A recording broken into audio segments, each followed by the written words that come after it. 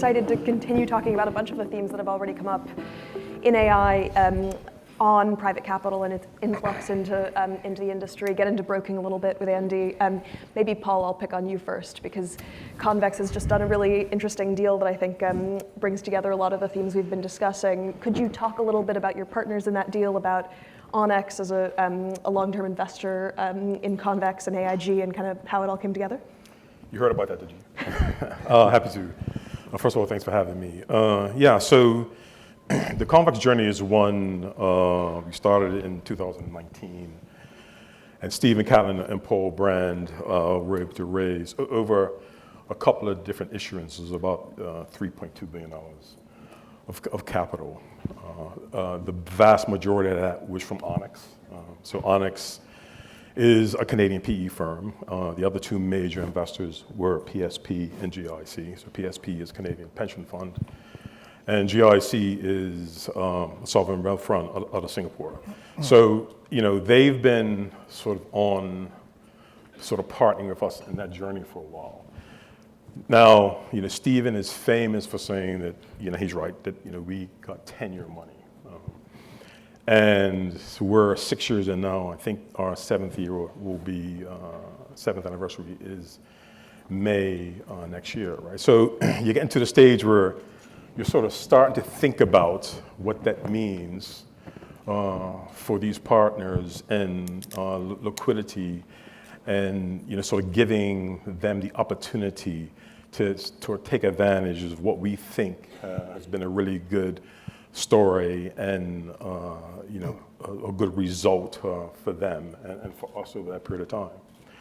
So what do you want to be? You want to be sort of a public company, so there's always that option to go public, and we've put all the things in place to sort of be able to do that around Starbucks and whatnot.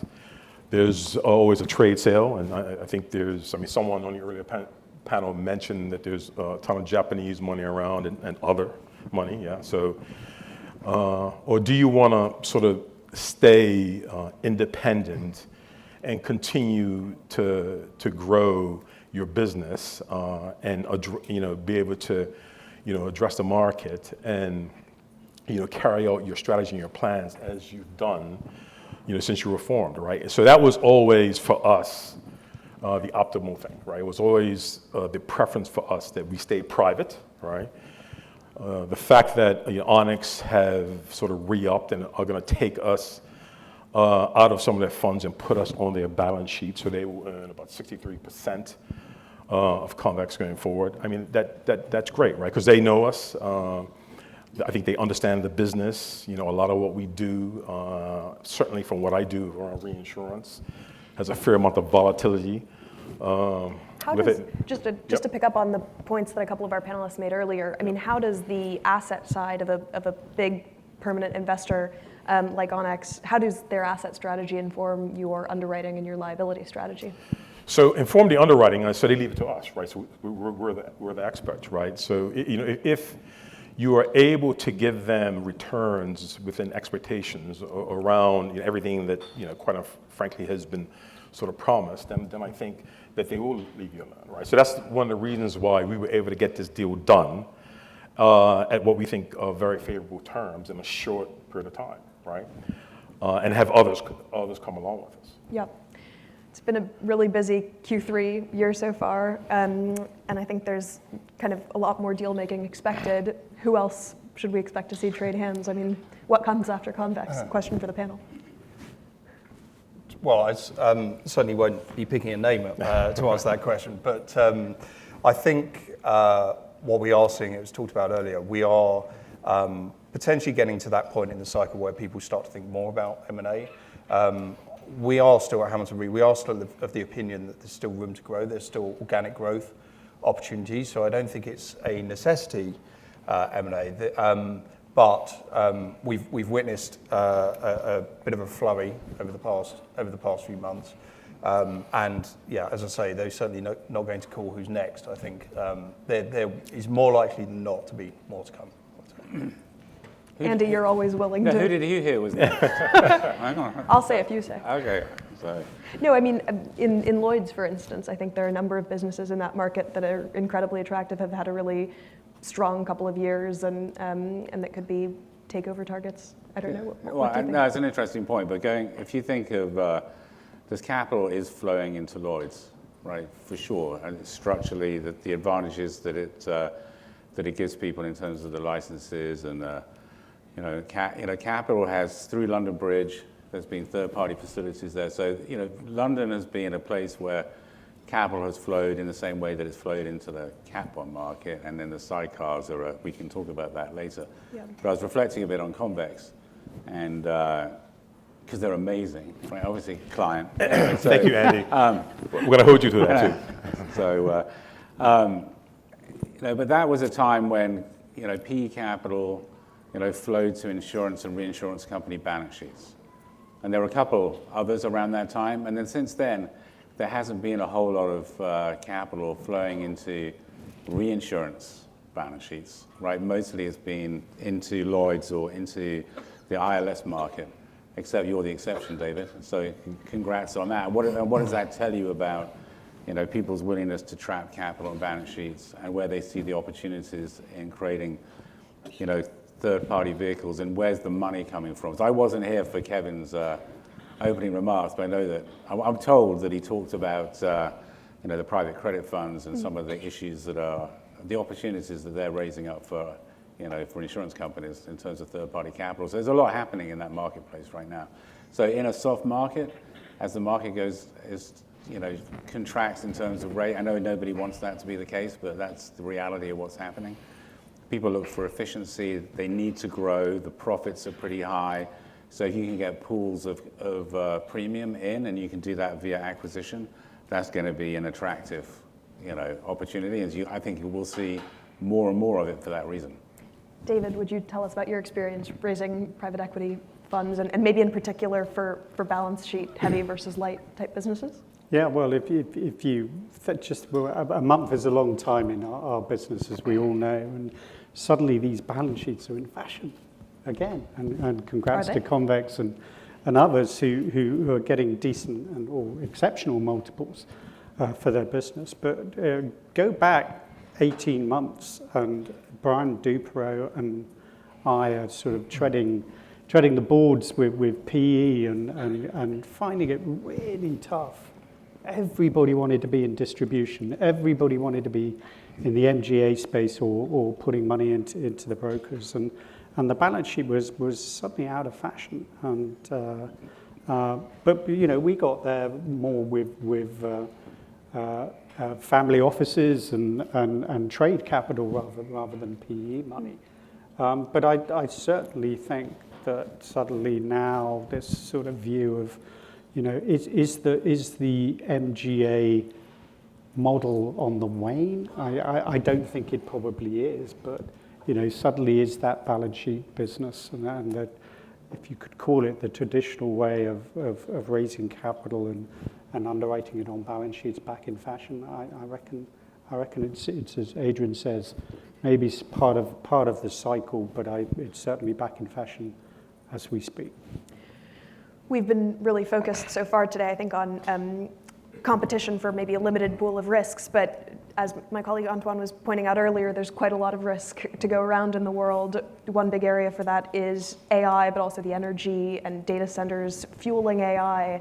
How are you guys participating in that space from your various seats? I mean, Andy, I know this is a passion of yours. Maybe tell us about. It's a passion of Aon's, I'll tell you that. So we see the opportunity in data centers, working with the hyperscalers, and also down the stack, because the demand for data centers is growing all the time, and the scale of them is increasing all the time. And so, is there enough pool of capital to sort of take that all on the way it's structured today? That'll to be seen, but probably not. So, the insurance market and the reinsurance market, with Aon, we're sort of aligning the two together to create enough sort of stacks of capital to be able to deal with. Maybe it's 20 billion of vertical limit ultimately, and beyond, because there's going to be more and more demand. I think I read somewhere that, and I may be wrong, but I'm pretty sure I read that in 2025, data center building created additional 1 point of growth GDP in the U.S. economy. which is a staggering statistic, right? And that's only going to accelerate in 2026 and beyond. So people were estimating there could be $100 billion of new property premium in the next 5 years generated as a consequence of data centers.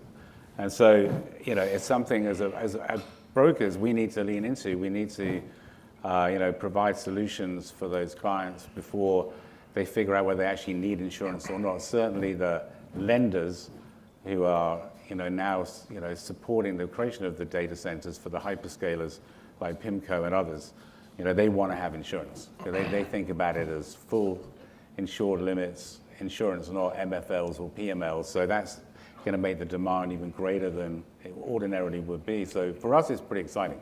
And I think for the insurance companies around the world, it's an exciting opportunity to write a familiar risk, but it's just in a new area.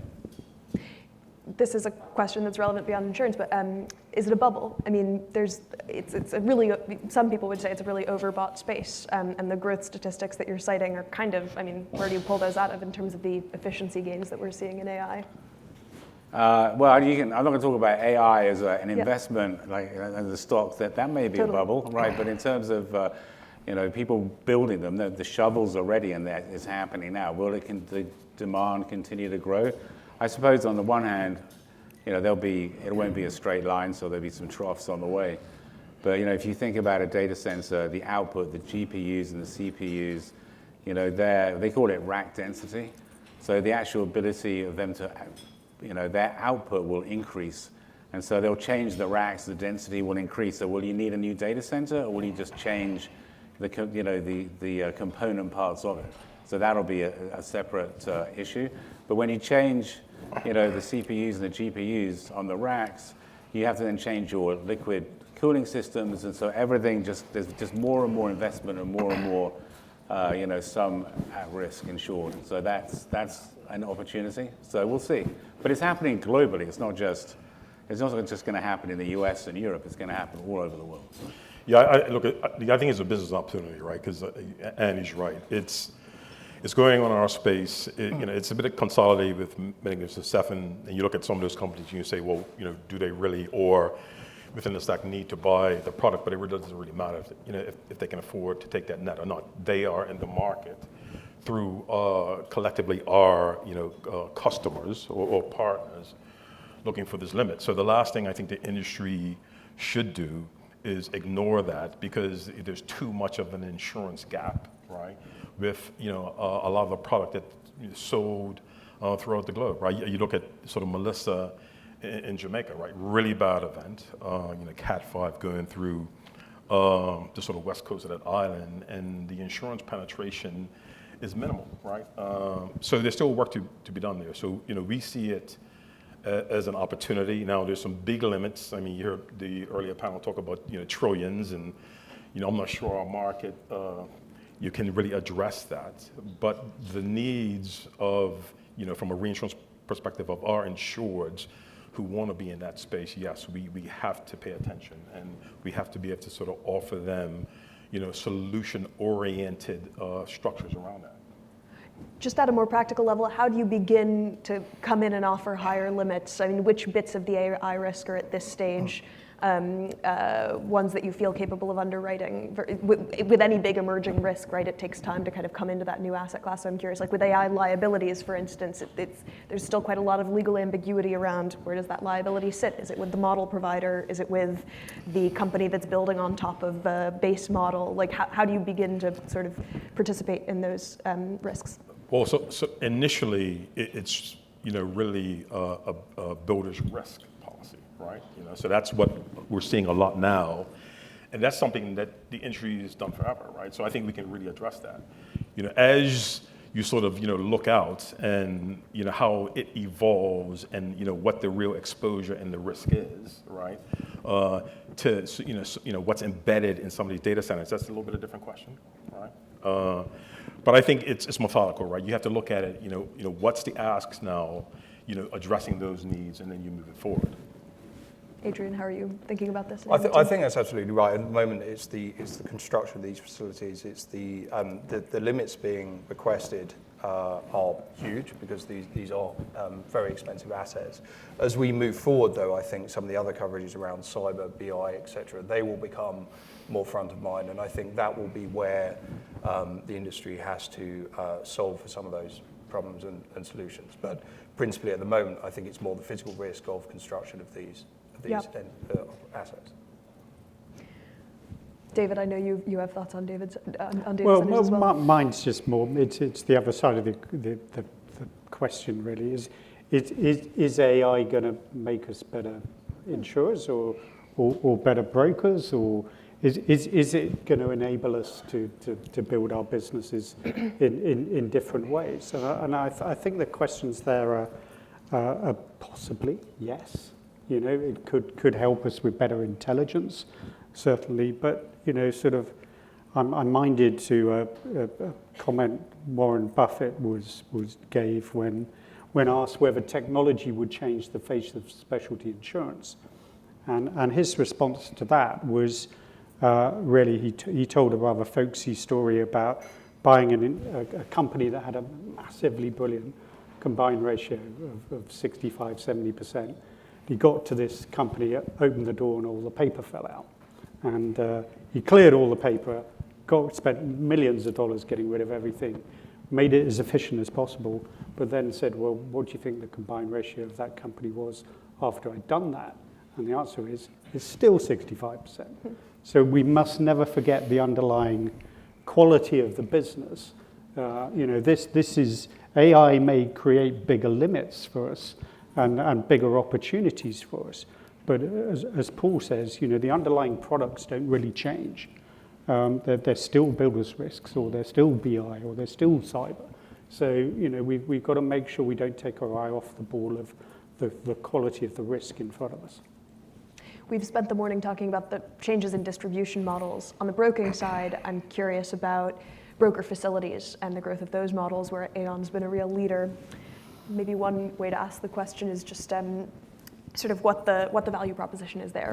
What's it solving for on the client side and on the carrier side? I mean, it allows you to put more insurers on a given tower, and it certainly it generates attractive fees. But what kind of demand is it responding to?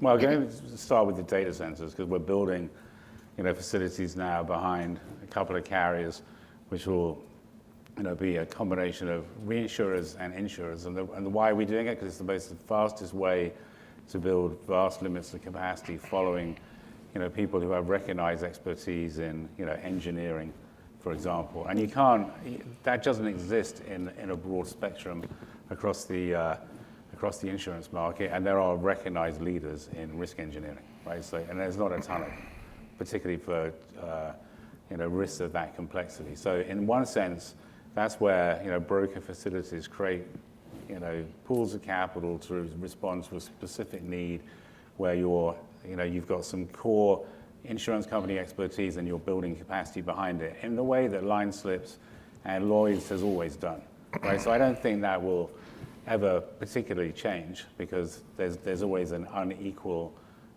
distribution of expertise around underwriting in any particular class all over the world. So to the extent that you can bring that together, that's effective for the carriers and it's effective for the original clients. When you talk about, say ACT, right, and that facility, which is a percentage of our London market placement that goes into that behind recognized leads, that has been successful, for the participants, for the market that's writing that risk, because it's bringing a measurable diversification with great data, and actually having the pools of data and being able to analyze that data and articulate the return for those participating markets is critical for sustainability. But more, any facility, to the extent that it has adverse selection in any shape or form, is the death of that facility, right? So ACT has take up from the available pool of risk, in the high 90%. So we're super happy with that, and that's at its core that will lead to sustainability. And then you may have thoughts on that, right? I could go on, but there's other pools of capital that are being created all the time, brought to the market by the reinsurance brokers and the insurance brokers to, to support, pools of capital, whether it's, in the form of sidecars, or rather when you're trying to respond to, a shortage of capital, whether it would be in, excess casualty or whatever the thing that is de rigueur at the time that needs capital to be brought to it. Right now, there's not many hard markets. Aviation, maybe anything with wheels. It's pretty tough. Is it a hard market? I mean, the prices are going up. People are shortening their limits. They're moving down closer to the risk because that's one way to mitigate the impact of inflation. So there's really very few hard markets right now. Maybe on that point, I mean, how are you each as reinsurers exercising discipline? What are you getting out of? What are you still seeing opportunities in? Which kind of lines or areas? Yeah, from a reinsurance perspective, I'm going to disagree with my colleague a little bit here, right? So, I wouldn't say we're in a soft market. I mean, clearly we have come off the peaks, right? And you look back to sort of 22, 23, 24, and pricing moved appropriately and got to a place where it needed to be based on the experience of a number of years beforehand, right? So you listened to the panel this morning, and it was a fair amount of talk about that, right? So, it's simple supply and demand.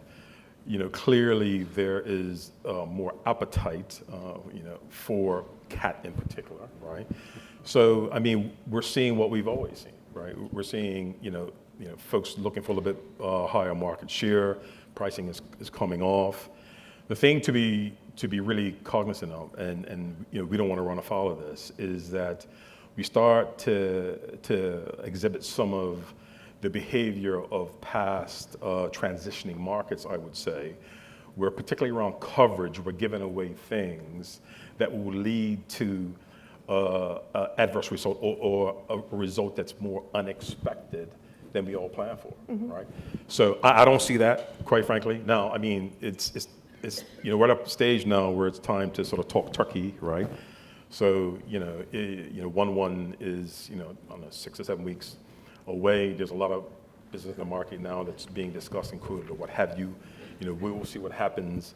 I can't remember who it was. I think it was maybe Mamoon in an earlier panel was saying that we're all very big, smart companies, and a lot of technical acumen go into how we price our product and all that sort of stuff. But at the end of the day, it comes down to a game of chicken a little bit, right? So we will see how that all plays out. But I think as long as we don't start allowing in a lot of this soft market candy, right, to some of these structures, I think we're fine, right? Because price is going to ebb and flow. I don't think I've ever agreed with a broker on the price of a deal. Right, I'm always higher, but true. That's just me. That's true. Yeah, it is. Well, there you go. Right? And that's fine. That's fine. That's what makes a market, right?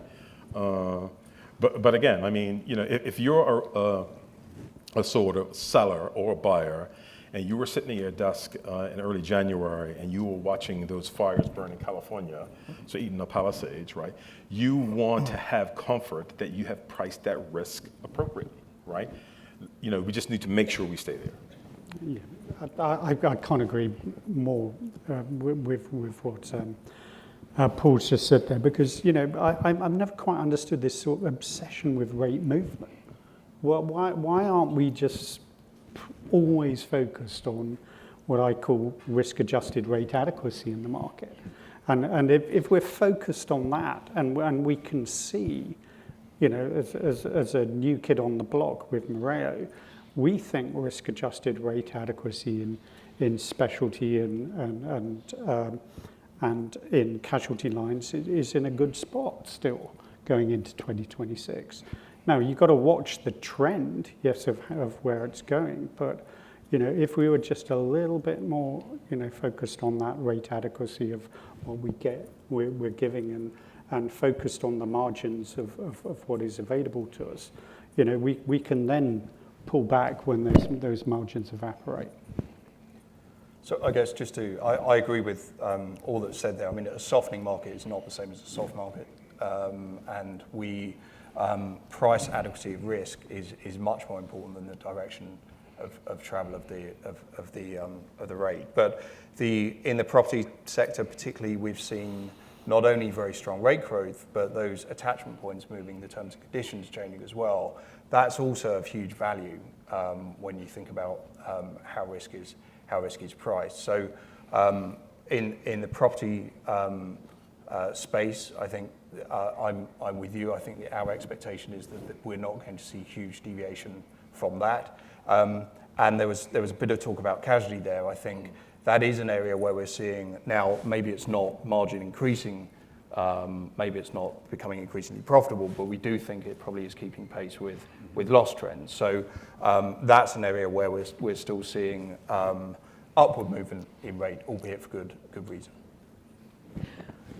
Since this is a panel on reinsurance specifically, one frustration I hear from the big kind of traditional reinsurance houses about the influx of alternative capital into the space is just that I think there's a feeling that it's not smart money, it's not sophisticated about the risks in the way that very old reinsurance capital has been around the block, and that it could introduce more volatility, that the growth of ILS structures and cat bonds, that when there's a big loss event, some of that capital could dry up. Is that a real concern, or is it kind of traditional reinsurance talking its book? Ever thus. It's ever thus, sort of, if in the ILS space, for instance, if that capital gets trapped and there's not reinvestment into those funds, then the market will shrink and rates will go up again. And cat bonds aren't for everybody's appetite, and ILWs are not for everybody's appetite. And, I think the market will do what the market does. Yeah, I think you mentioned earlier, David, sort of, the struggles of being able to sort of raise capital. And I think, that class of 2019, 2020, it wasn't easy. And it wasn't easy because I think these investors are a lot more savvy around our business, just because, the experience of the years leading up to that weren't really great, right? And, you don't make the return, and, who's going to want to invest in your business, right? So, I look, it's capital that we all utilize, right? I think if you look around this room, and certainly on this panel, in our businesses, it is embedded in different ways and forms, right? And when it's appropriate, I think you lean into that. But I think it's here to stay. I do think that in the past there have been periods where the influx of that capital has sort of destabilized things more than we would have liked. When are you thinking of? Yeah, I don't think that's happened yet. I mean, Capron pricing has come off a lot, right? There's no doubt about that. But that's a different product, and it's at a different point in the curve, by and large, right? So if you're if you're sort of looking at that point in the curve, that meat of the curve where it's more working cover, yeah, I mean, I think that it's still a place where there's a bit of apprehension. So, look, I mean, it's no getting around it that, I think as industry, we have to just best utilize that capital when it's available.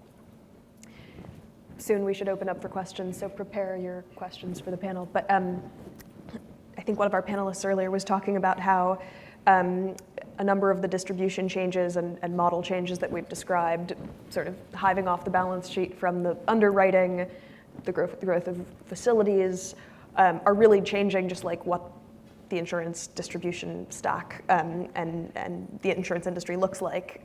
What does it look like, 15 years out? Will we still have big balance sheet heavy, large reinsurers, or is that split that we're seeing, the balance sheet can be a real drag on valuation. Do you expect that in the future the balance sheet will be sort of its own separate thing? For that matter, maybe capital markets will be the balance sheet, and there won't be a place for a kind of traditional capital-heavy reinsurer. Where do you see things headed? It would not be my expectation that in a period of 15 years we'd see that balance sheet reinsurer disappear. I think what we have seen is a pronounced growth in MGAs in that space, and I think. To some extent, I think that's probably here to stay. I don't think that will disappear either. But I think there is very definitely still a place for those larger balance sheet insurers, as you call them. Jim, what do clients want? Clients want choice, and if choice, if it's not there, gets created in our industry, I always find. And so yes, I can't see the Hanovers, the Munich Re's, the Swiss Re, the big boys are going to go away in the next 15 years very easily. But I definitely think clients will continue and will wish to have choice in their reinsurance panels. Then I guess a lot of the risks that we've been talking about are very developed economy risks that are relevant to Florida as the bullseye of the global property market, but also to basically the US and Europe. How are you all growing in emerging markets, in Asia, and is London and is Bermuda, for that matter, doing a good enough job kind of remaining competitive in those markets where so much sort of young markets where they're growing populations, where there's a huge protection gap opportunity to provide insurance? I mean, how are you staying competitive there? Do you mind if I kick that one off? Because why has Mereo come to Bermuda? Mereo's model is a hugely diversified model across property, specialty, casualty lines, but more importantly across 25 to 30 subclasses of business. And if you go back 15 years ago, Bermuda was very much considered the property cat place to come. But as far as the specialty and casualty lines, it wasn't really that. Today, the attraction for us is what is happening in this market in Bermuda that is making it attractive for us to set up here. And I hate doing this and being lovely to Andy and Aon, but I see what Aon are doing here. They've just chosen a leader for their business here in Bermuda that doesn't come from that property cat space, doesn't come from, comes from a casualty background. And I think that's a bit of an advertisement for what is going on here on the island in terms of the quality of diversified classes of business that can now be placed with the carriers on the island. Go for it. Do we have questions in the audience? I know we have mics coming around. But in the meantime, Andy, how are you For sure. staying? Yeah. We are great, and Amanda is wonderful. And we did do it for that reason, right? Because we think that Bermuda is more than just a property cat market, even though it's a critical property cat market. It's also a critical market for us on the commercial risk side. And to the extent that we can do more business in Bermuda, because it's efficient for us to do that for excess insurance limits, we will continue to invest in the island. And to get back to your earlier question about, I can't tell you what reinsurance, but reinsurance perspective, reinsurance companies, are they investing enough in their non-US operations or non-UK operations? I think they are, because I think for a while there was a trend to establish footprints almost everywhere, right? And they sort of unbundled their capital in ways which was probably inefficient, and a lot of that has been, corrected, and it was expensive to do that. But for certain, we and others are too. But Aon, we are investing in China. We're investing in India. We're investing in Japan because of some of the opportunities there that's going on in the insurance intermediary space, that's coming to light. And we continue to push in Asia, even though the GDP of like Malaysia and Vietnam and others are substantially less than they were the previous year. We still think in the end, Asia and that part of the world will be a driver for growth for all of us. But the reinsurers, they can access that through the brokers pretty effectively. So, and that risk is coming out in fairly basic forms, mostly cat risk, and then there's construction, there's energy transition. So that's most of the opportunity.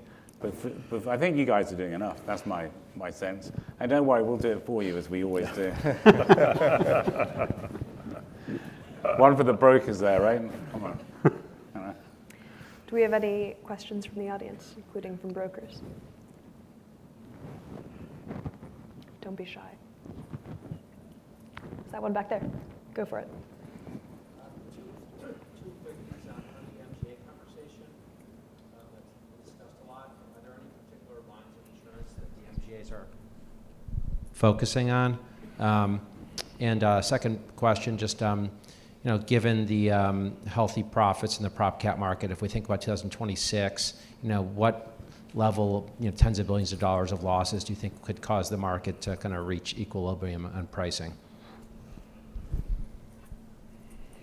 Wow, what a question. You're looking at me. Yeah. You're the broker. Well, I'll start with this easier question that no one knows the answer to, so I can't be wrong, in terms of what does it take for the market for rates to go up in the property cat market? Okay, given that apparently it's not a soft market, it's just the rates are going down. Semantics. Yeah. Right. But there's plenty of return for you. I know, we get it. Well, obviously the LA wildfires was not enough, right? So what does that tell you? I think I would pontificate that on the one hand, it's an unexpected loss that's outsized in a peril that people didn't really foresee. Whether it was swimming pools freezing in Houston, if some kind of event like that creates a $40 to $50 billion loss, that actually changes people's view of risk fundamentally.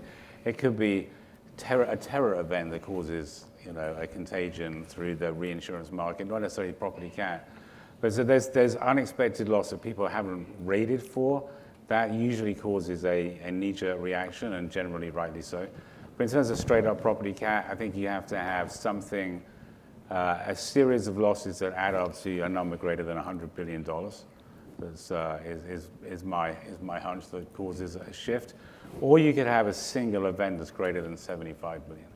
Because in the end, that hasn't happened for a very long time, right? So we haven't had really, in a risk-adjusted, inflation-adjusted loss, we haven't had a really big loss for some time. So, whether it's earthquake, or hurricane or typhoon that's really caused, a massive shift. And that would actually test the markets in different ways, because it's still heavily reliant to a degree on retro in the tail.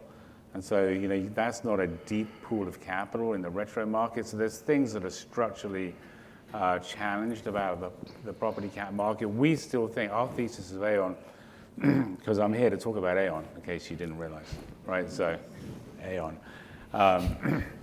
We think that, okay, the market is softening, granted, but what's happening in the world, with climate change? Does anybody here think that climate change is suddenly going to reverse itself and stop happening? I mean, that's like absurd, right? So of course, elevated risk, increased frequency and severity of losses are inevitable as a consequence of climate change.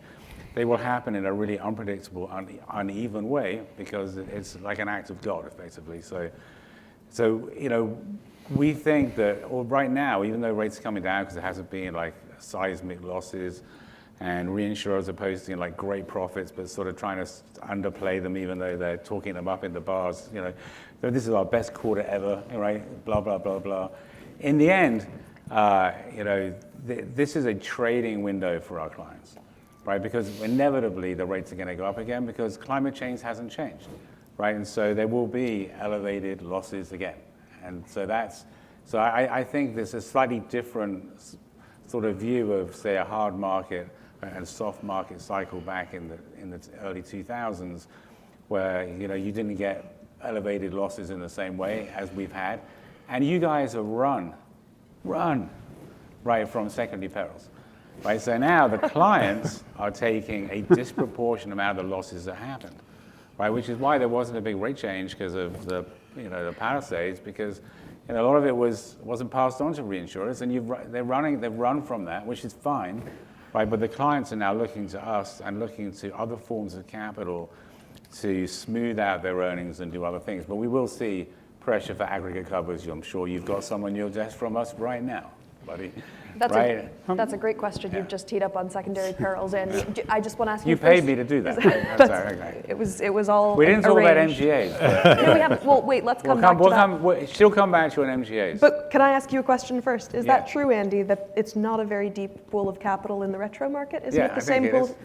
Isn't it the same pool as reinsurance taps into? I mean, it's the same institutional Well, it's investors, the same, hedge no, funds, it's the same. It's the private same pool, equity. but it is Yeah. pool being willingness to actually commit capital To those really right, high into volatility those, risks. Yeah, is significantly less than straight up cat. So I think it's the. I think everyone recognizes that as conventional wisdom. I could be completely wrong, Just but I to think put a I'm fine right. point on Andy's question, yeah, why have you guys run away from secondary perils? So- Are you going to come back in? Yeah. Well, look, I tend to disagree. So I don't think that the market has run away from secondary perils. I think what the market's done is put in structures, around the coverage that we provide, right? That we're not paying out, right, for events that frankly we shouldn't be, right? Because Andy is thinking about the good old days where you bought an area cover and it attached that 80% combined ratio or what I'm have you. talking my book. And I think that's great, but that doesn't lend itself to the longevity of our business. I mean, to answer, he did a really good job around, what's going to make the market turn. Looking at it a different way is, if companies go back to making, mid-single-digit returns, ROEs, then that's not a great proposition if you're an investor, right? And that's not sustainable, right?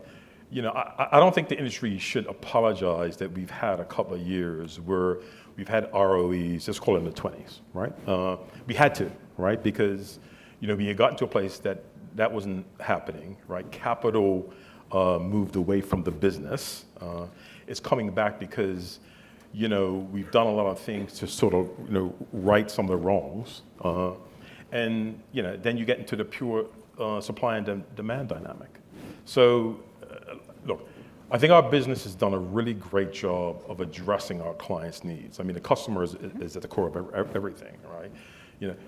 Are we willing to sort of sell a product that has been or not been in vogue the last couple of years? Yeah, absolutely, right? The market's going to demand it. I know for Convex we've done it anyway, so I can't speak for everyone, right?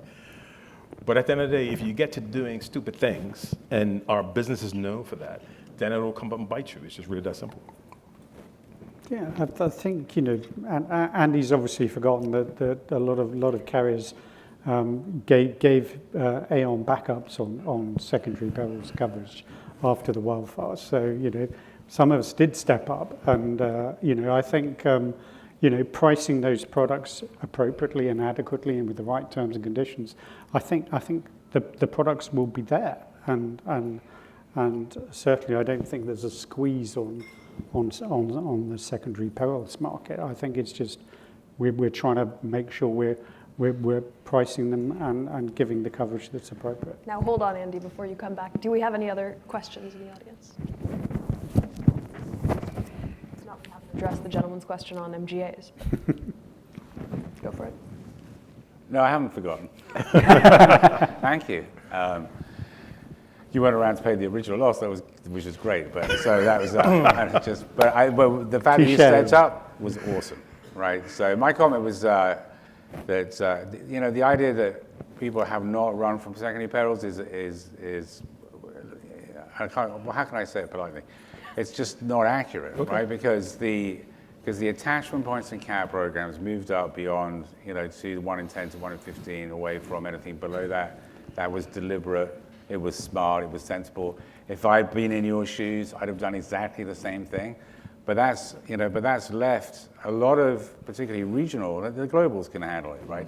There's rating agency arbitrage in the tail, and they have a different set of equations they're trying to solve for. But regional companies and mutual companies, they are taking a disproportionate amount of losses, right? And they are not being well served, and so, which is why you get this sort of drumbeat around how relevant will reinsurance be to them in the future outside of the tail risk, and is that an opportunity for other forms of capital to come in and solve their their issues. We did a ton of surplus notes in 2025 for companies, which is just, reinsurance is just contingent capital. So it's like equity, which mutual companies can't raise, or it's debt, right? That's the trade-off, right? So that's the equations that they're going to be thinking through, and some will have to merge with each other, which is desperately difficult thing to do if you're a mutual. So so I'm thinking through the full spectrum of risk. So there has been a fundamental change, and sure, there is a market to buy out a single secondary peril. It's very attractive, and we're happy to bring it to your attention at every opportunity. Brilliant. Look forward to it, Andy. Let's leave it there and head to lunch, I think. Thank you very much for a really lively Thank you. conversation. Thank you. Okay. Thank you.